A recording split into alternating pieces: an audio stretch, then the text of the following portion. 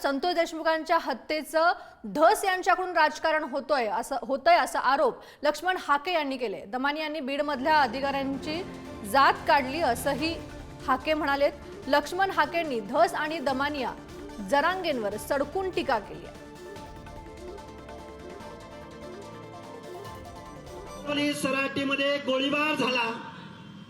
माझ्या पोलीस भगिनींवरती विनयभंग झाला। त्यांच्या बाबतीमध्ये बीड शहरामध्ये ओबीसींची घरं जाळण्यात आली। त्यावेळी बीड जिल्ह्यातला गँग्स ऑफ बीड या सुरेश धसाला दिसले नव्हते का?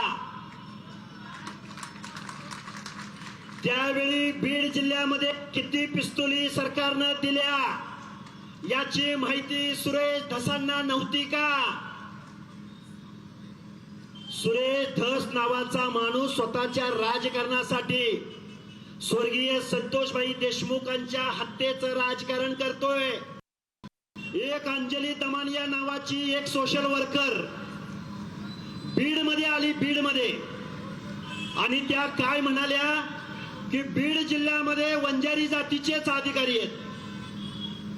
त्या ताईंना माझं सांगणं आहे, अरे गोरगरिबाची पोरं, ऊसतोड मजुराची पोरं, काबाड कष्ट करणाऱ्या शेतकऱ्याची पोरं अभ्यास करून एमपीएससी यूपीएससी ची परीक्षा रात्रंदिवस अभ्यास करून देतात।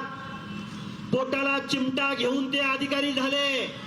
पोलीस अधिकारी असतील, महसूल अधिकारी असतील, प्रशासनामधली माणसं असतील, तुम्ही त्या अधिकाऱ्यांची जात काढता। जरांगे नावाचा माणूस कुठलाही अभ्यास नाही, कुठलंही एकमेकाबद्दलचं काही आरक्षणाबद्दलची कसलीही माहिती नाही। तो माणूस चन्ना टन्ना म्हणून नेता झाला। कडे कडे से जाएंगे, डांबरी डांबरी से जाएंगे, पुन्हा काय म्हणला, काल परवा घरात घुसेंगे। तिकडनं परभणीची लोक येणार, इकडनं धाराशिवची लोक येणार आणि घुसणार। मग काय याच्याकडे पायदळ आहे, घोडदळ आहे, याच्याकडे काय तोप गोळे? अरे याचं वजन 35 किलो, याचं वजन 35 किलो, आणि म्हणतोय घुसून मारीन।